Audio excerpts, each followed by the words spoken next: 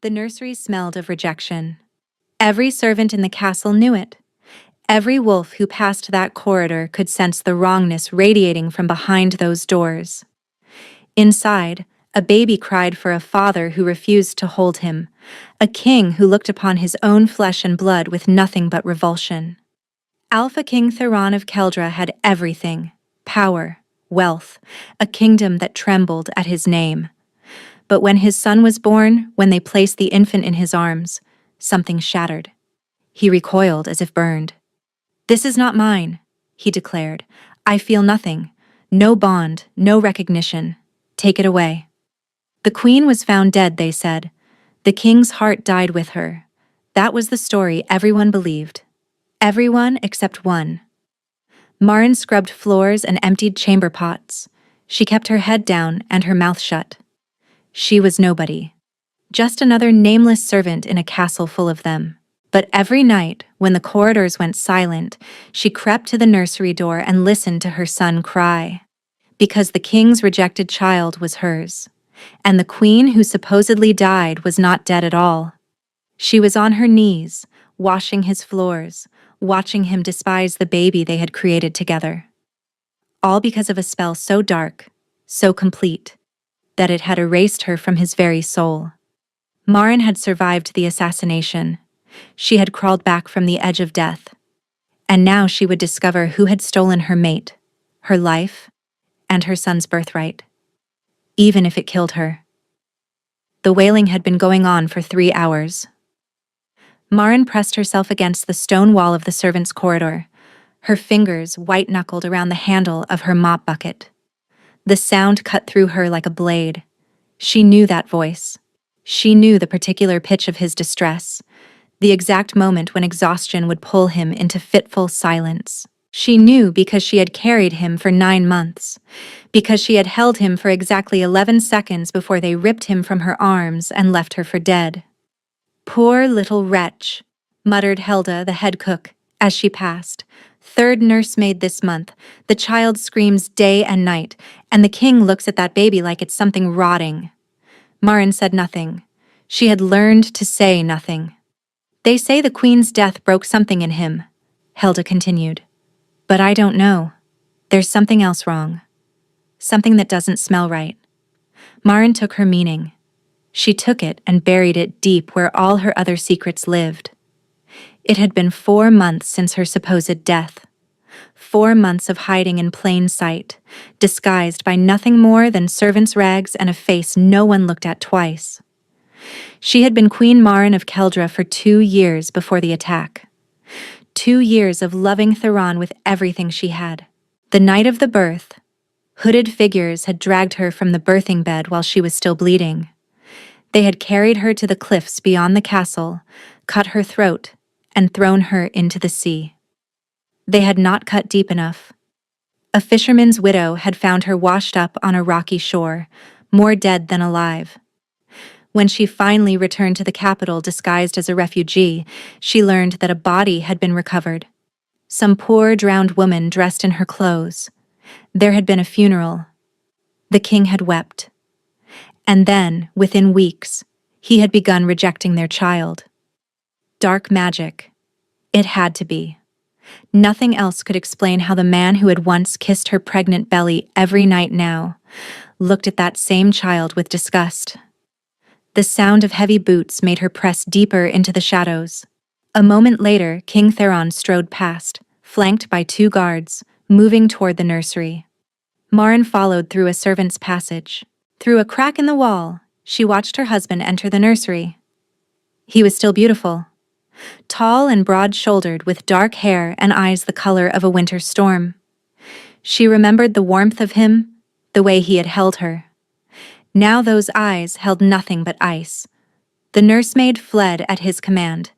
Theron approached the cradle where their son screamed, his tiny fists flailing.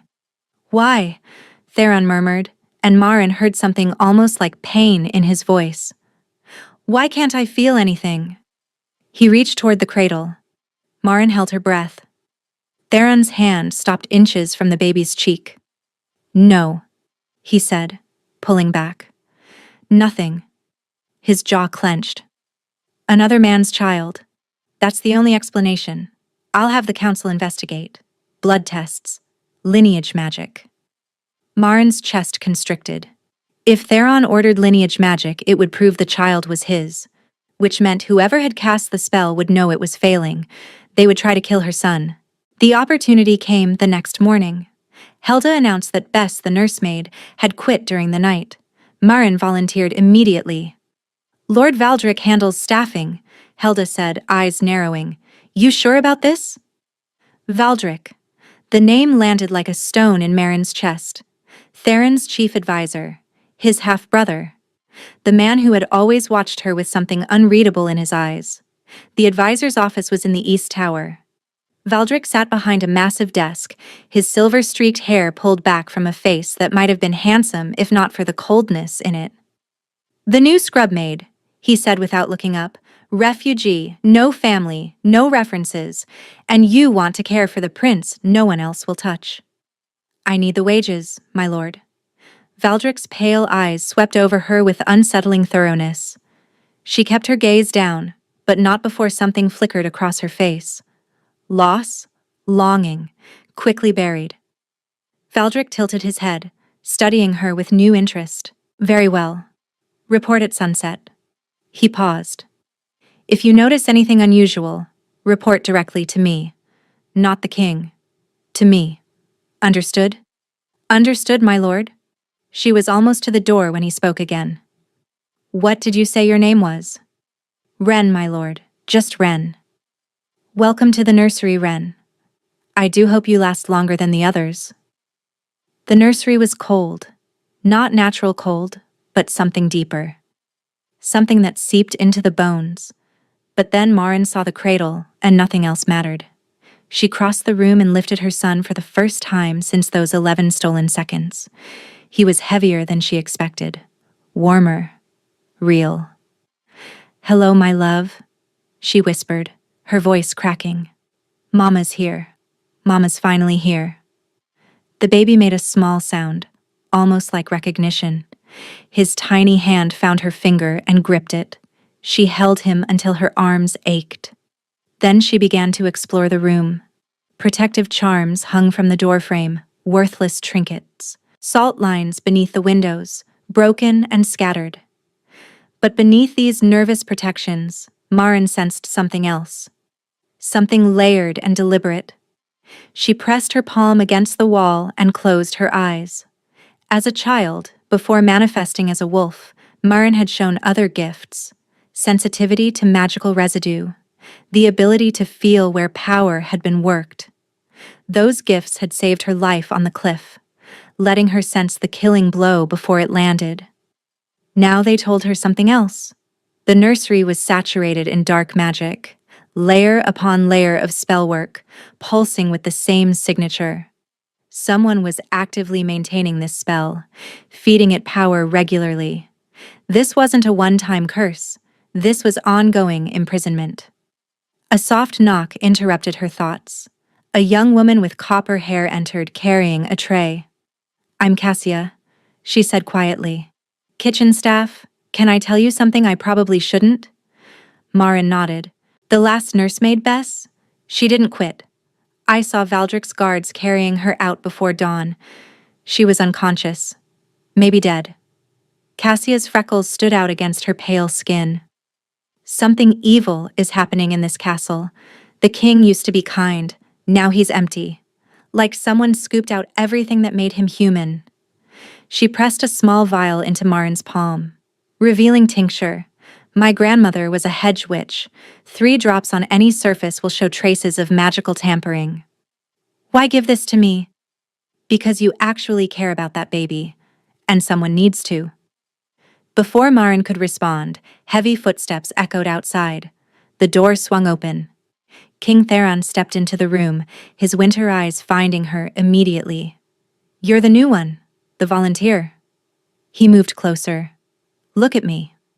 Slowly, Marin raised her face to meet her husband's gaze. Recognition. She braced for recognition. Theron studied her face for a long moment. His brow furrowed, as if trying to remember a dream that kept slipping away. Then his expression hardened. You have a familiar look, he said coldly, but I suppose all servants blend together. He turned toward the cradle. Keep it alive, that's all I require. The door closed behind him, and Marin sat motionless, tears sliding silently down her cheeks. He had looked at her face and seen nothing. The spell was that complete. 3 nights passed before Theron returned. Marin had established a routine.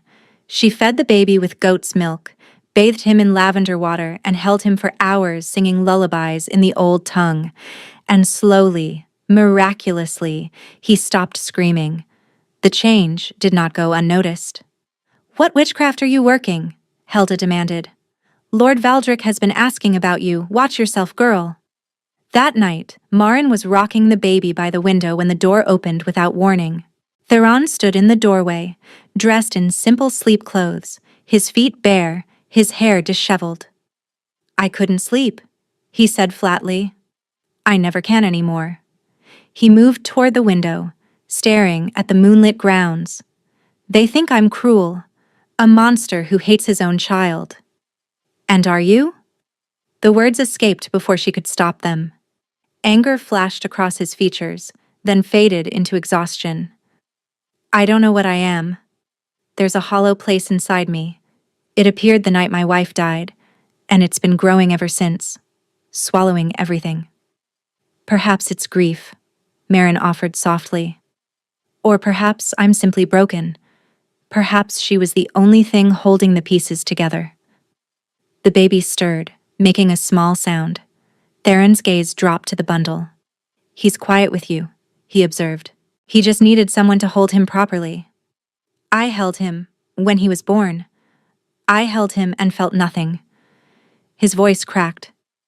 "What kind of father feels nothing for his own child?" "The feeling you describe, the hollowness, it sounds like something taken from you. Not lost. Stolen." Theron went still. "What do you mean?" "Love doesn't simply vanish. Bonds don't disappear. If you truly loved your wife, the absence suggests interference. Have you considered that someone did this to you?" He crossed the room in 3 strides, stopping inches from her. "Who are you? You speak like a woman who knows more than she should." "I'm no one, Your Majesty. Just a servant with eyes." "No." He shook his head. "There's something about you. Something familiar." His hand rose as if to touch her face. The baby chose that moment to cry. Theron jerked back, the spell reasserting itself, walls slamming into place behind his eyes. "Forget this conversation happened," he said coldly, and was gone, but Marin stood trembling in the moonlight. For just a moment, he had almost seen her, almost recognized her. The magic could be broken, and whoever was maintaining it would soon realize their work was failing. The revealing tincture showed her what she had already suspected. 3 drops on the stone floor beside the cradle produced a sickly green glow, illuminating patterns Marin hadn't seen before. Lines of power forming a complex web that converged directly beneath where her son slept. The baby was the anchor. The lines continued through the floor, spreading outward toward the east tower, Valdric's tower. Over the next 3 nights, Marin mapped the castle's magical contamination. The spell touched every part of the castle, every stone, every inhabitant, but its heart was in the east tower. On the 4th night, she made her move. She found an entrance behind a crumbling tapestry, a narrow staircase that spiraled upward through the tower's walls, thick with dust. No one had used this path in decades. The passage ended at a wooden panel. Marin pushed it open and stepped into a room that made her stomach turn. Candles burned in a circle, black wax pooling beneath them. Symbols had been painted on the stones in something dark and rust-colored. And in the center stood a pedestal holding a glass sphere filled with swirling silver mist, soul essence, captured and contained. Theron's love for her, his love for their son, all of it, ripped from his spirit and imprisoned. "Admiring my work?" She spun around. Valdric stood in the doorway, smiling. Did you think I wouldn't notice you creeping around my tower? That flicker on your face when we first met. The longing you tried to hide. I suspected then. Only one woman would show such devotion to a rejected prince. You tried to kill me, Marin breathed. I succeeded in killing you, or so I thought. He shook his head. Clearly, I need better assassins. Why? He trusted you. He loved you. Loved me? Valdrick's expression darkened. He pitied me. The bastard half-brother, always second best. Our father gave him everything. And what did I get? The privilege of watching. So you stole his wife? His son? His ability to feel? I freed him from weakness. He gestured at the sphere. Theron is a better king now. Colder. Harder. And soon, he'll be unnecessary.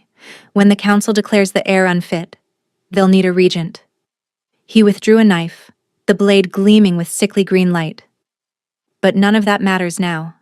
This time, I'll make sure you stay dead. He lunged. Marin dove sideways.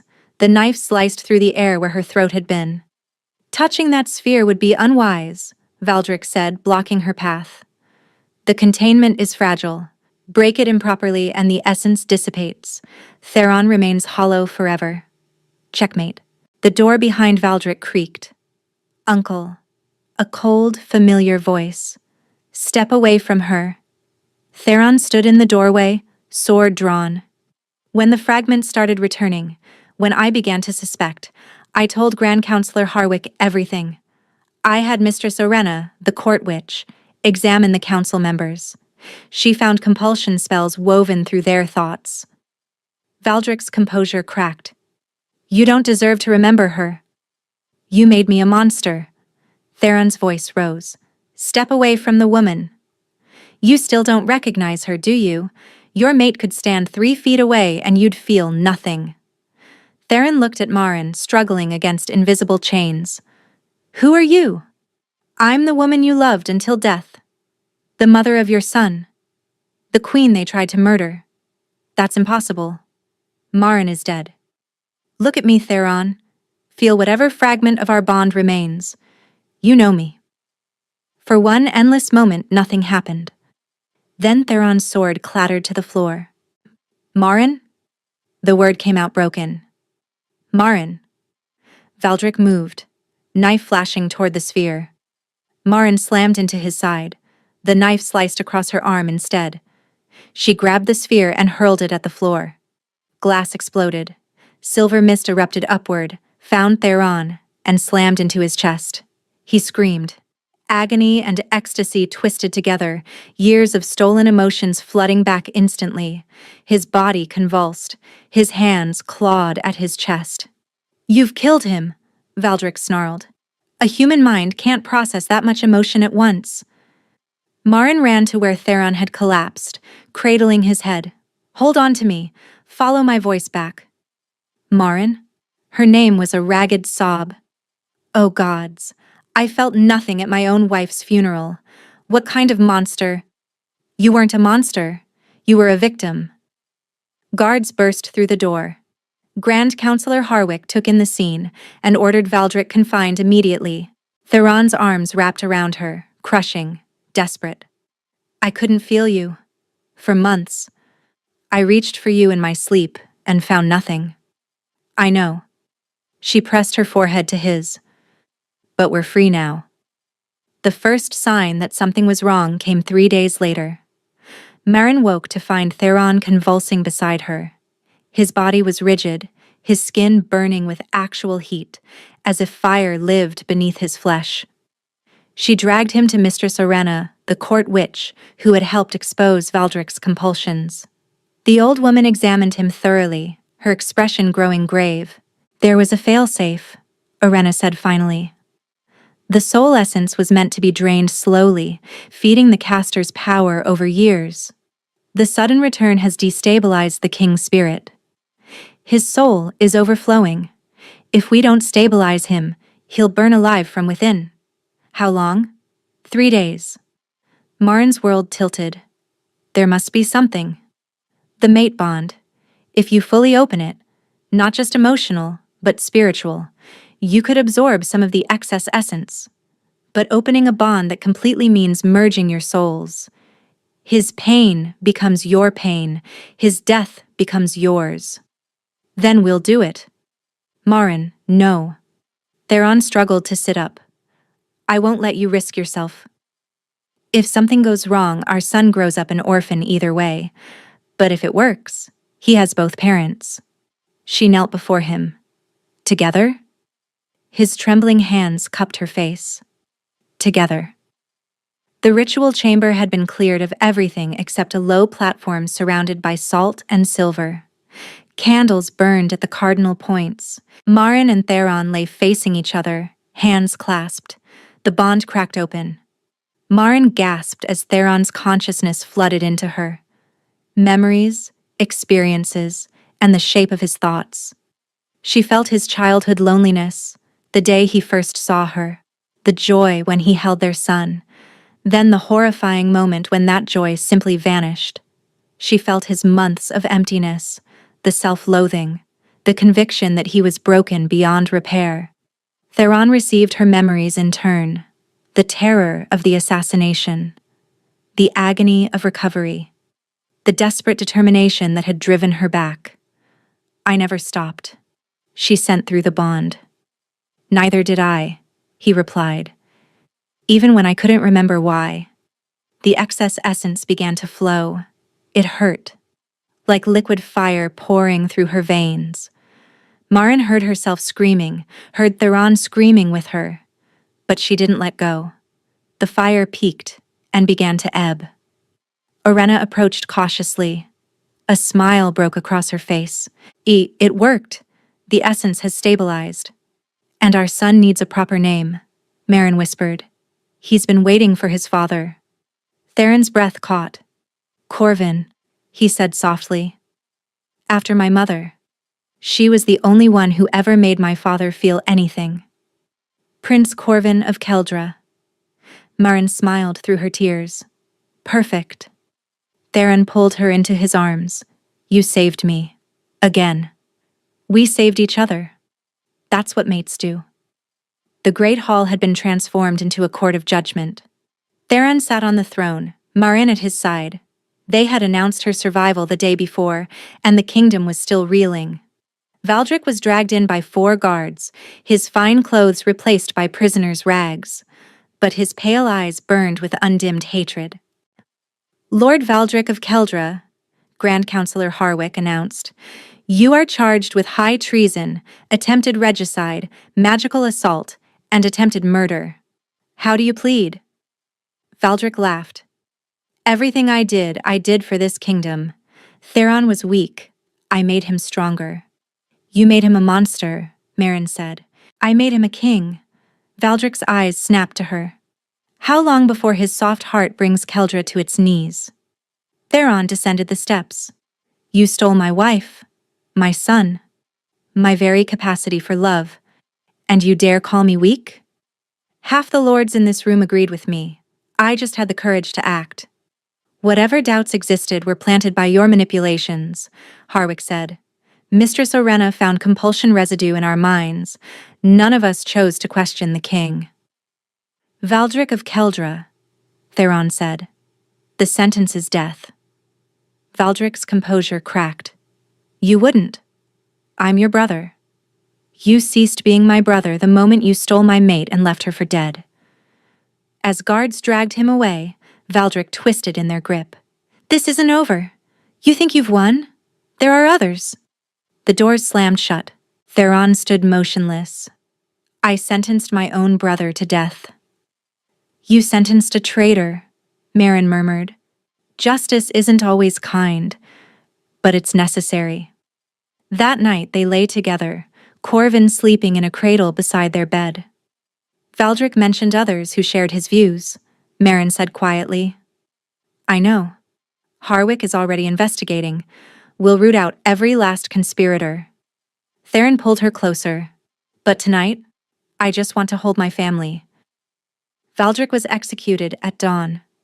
Marin watched. She needed to see it end. In the weeks that followed, the kingdom transformed. The council was purged. New advisors were appointed. Mistress Orena was elevated to royal mage, tasked with creating wards against future magical attacks. And Cassia, the kitchen maid, who had given Marin the revealing tincture, was promoted to lady-in-waiting. Harwick's investigation uncovered 3 minor lords who had knowingly assisted Valdric. They were stripped of titles and lands. The others, Valdric had threatened, proved to be nothing more than desperate bluster. Co-conspirators too cowardly to act without him. The nursery was cleansed of dark magic. The spells that had anchored Theron's torment were dismantled stone by stone. And finally, in a ceremony before the entire court, Prince Corvin was formally named heir to the throne. Theron held his son throughout the ceremony, weeping openly without shame. Every time the baby made a sound, the king looked down at him with wonder, as if still unable to believe he could feel this love. "I have something to ask you," Theron said that evening, finding Marin in the royal gardens. "What is it?" "Rule with me, not as a figurehead but as a true co-regent. You saw through Valdric when I was blind. You fought for our son when I couldn't. I trust your judgment more than my own." Marin felt warmth bloom in her chest. "Yes, of course yes." He kissed her then, deep and slow and full of promise. 6 months later, the gardens were in full bloom. Marin sat on a blanket beneath an ancient oak, watching Corvin take his first unsteady steps across the grass. He was 10 months old now, with his father's stubborn chin and his mother's fierce amber eyes. "Come on, little wolf," Theron encouraged, arms outstretched. "Come to Papa." Corvin giggled and lurched forward. He made it 3 steps before tumbling onto his bottom. Instead of crying, he looked up at his father with such pure indignation that both parents burst out laughing. "Definitely your son," Marin said. "That look that says, 'How dare gravity inconvenience me?'" Theron scooped him up, blowing raspberries against the baby's belly until Corvin shrieked with delight. So much had changed. Valdric was dead. The conspirators were punished. The kingdom was healing. "I've been thinking," Theron said, settling beside her with Corvin in his lap, "about what kind of kingdom I want him to inherit. And that Valdric was right about one thing. I was weak. Not because I loved you, but because I was so afraid of losing that love that I missed what was happening under my nose." He met her eyes. "I need to be better. Vigilant. And I need you beside me. Not just as my queen, but as my partner." Marin leaned against his shoulder. "We're going to have our hands full when he's older. I can't wait." A servant approached.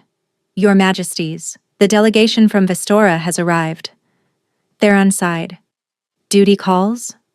Before Marin could turn away, he caught her hand. "I love you," he said. "I should have said it every day. But I'm saying it now. And I'll keep saying it until the words lose all meaning. I love you too." She smiled at this man who had been her mate, her stranger, and her partner across the strangest journey of her life. "I never stopped. I know." He kissed her knuckles. "I felt it. Through all of it, I felt it. I just didn't know what it was. And now? Now I know exactly what it is." He released her hand. "It's everything." Marin walked back toward the castle, her son warm against her heart, her mate's love humming through their bond. They had been broken, shattered, scattered across months of pain and dark magic. And yet, somehow, they had found their way back to each other. Not despite the scars, but through them. Stronger for having been broken. More grateful for having lost. The Alpha King had rejected his own son's scent, but a maid had discovered the dark spell. And in the end, love had proven stronger than any magic designed to destroy it. Thank you for listening to this story. If you enjoyed it and would like to support the channel, hit the subscribe button. Let me know what you thought in the comments below. I always read them, and they mean more than you know.